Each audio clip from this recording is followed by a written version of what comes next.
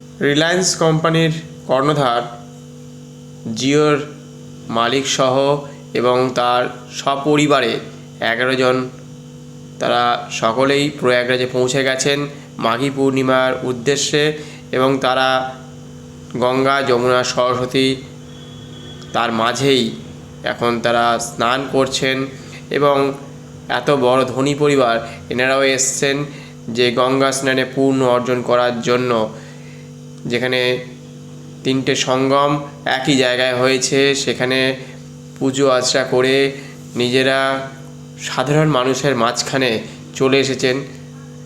এখানে তারা প্রত্যেকেই স্নান করছেন, আনন্দ করছেন এবং সঙ্গমে স্নান করছেন।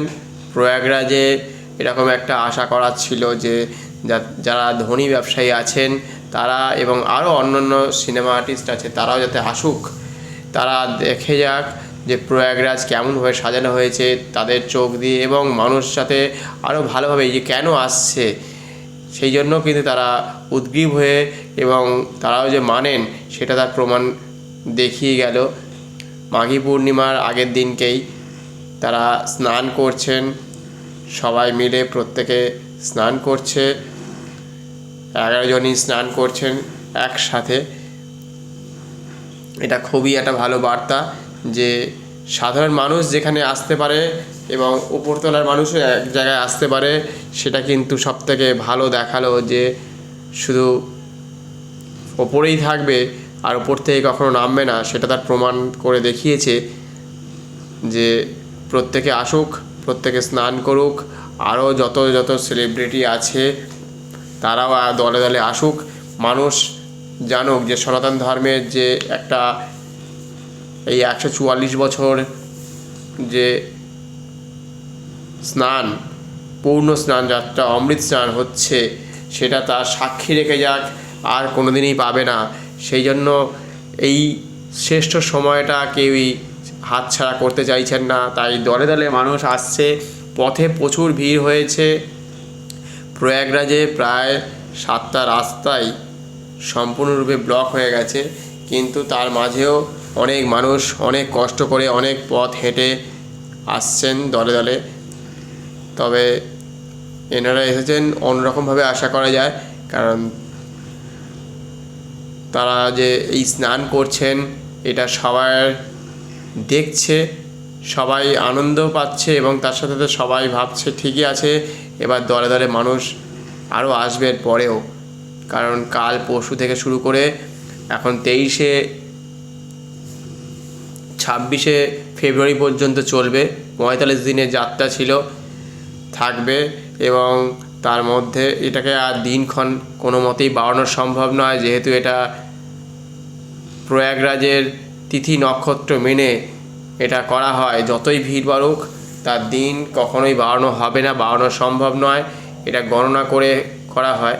সেই জন্য এই 45 দিনের মধ্যেই প্রত্যেককে আসতে হবে এবং তার মধ্যেই প্রত্যেককে স্নান করতে হবে এবং মানুষ এতে ভীষণই আনন্দ থাকবে এবং এখানকার বাতাবরণ যে সম্পূর্ণ অন্য ধরনের সেটা কিন্তু প্রমাণ করার জন্য বা প্রমাণ করতে পারছে বা এখানে এসে যে আনন্দ পাচ্ছে সেটা কিন্তু সবাই একটা ইতিহাস গড়ে যাচ্ছে আর ইতিহাস করছে এবং ওয়ার্ল্ড রেকর্ড এটা করে যাচ্ছে যে এখানে এত কোটি মানুষ এসছে, প্রায় 45-46 কোটি লোক অলরেডি এসে গেছে, এখনও 16-17 দিন বাকি আছে, আরও কত মানুষ দলে দলে আসবে, কত মানুষের এখনও আসা বাকি আছে। অনেকেই হয়তো ছুটি পাচ্ছে না, অনেক কাজের ক্ষেত্রে তারা অনেক রকমভাবে এখানে প্রবেশ করতে পারছে না।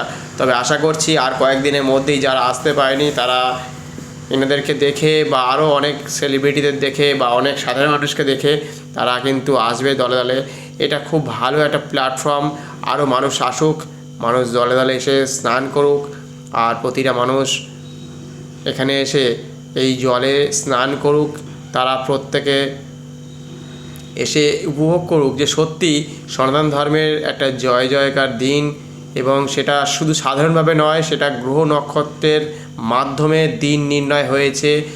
সেটা বৃহস্পতিকে সূর্যকে বৃহস্পতি 12 বছর ঘুরতে সময় লাগে, সেই অনুসারে 12 × 12 বছর করলে তবেই 144 বছর হয়, যেটা সাধারণভাবে মানুষ আর কোনোদিনই পাবে না। সেই ইতিহাসটাকে সাক্ষী রেখে যাচ্ছে আজকে, এবং নেক্সট জেনারেশান তারা পরবর্তী সময় বিভিন্ন রকম টেলিকাস্টের মাধ্যমে দেখতে পাবে। এইভাবেই আজকের দিন এইভাবেই খুবই আনন্দের সাথে প্রত্যেকে কাটাচ্ছে। পরিবার 11 জনের পরিবার একসাথে দলগতভাবে এসেছে এবং স্নান করছে, জল ঠাকুরের উদ্দেশ্যে অর্পণ করছে। খুবই ভালো লাগছে, ওনারা এসছেন। আপনারাও আসুন, দলে দলে এসে গঙ্গা স্নান এবং পূর্ণ অমৃত স্নান করুন। ত্রিগমিতে আসুন, গঙ্গা যমুনা সরস্বতীতে এসে আপনারা স্নান করুন এবং একটা ইতিহাস গড়ে যান যে আপনিও এসেছিলেন, এবং এটা সনাতন ধর্মের একটা জয় জয়কার বার্তা প্রত্যেকের কাছে চলে যাক যে মানুষ একটা ওয়ার্ল্ড রেকর্ড করেছে যে 45 দিনে এত কোটি লোক, এক দিনে প্রায় 5 কোটি 6 কোটি মানুষ, এবং সমগ্র 45 দিনে কত কোটি যে হবে, প্রায় 50-60 কোটি হয়ে যেতে পারে হয়তো, সেটা দেখা যাবে আগামী কয়েকদিন পরেই।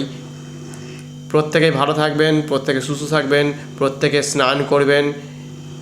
এখানেই শেষ করছি, আগামী কোনো নতুন আপডেট নিয়ে আসলে আবার তুলে ধরবো। ধন্যবাদ।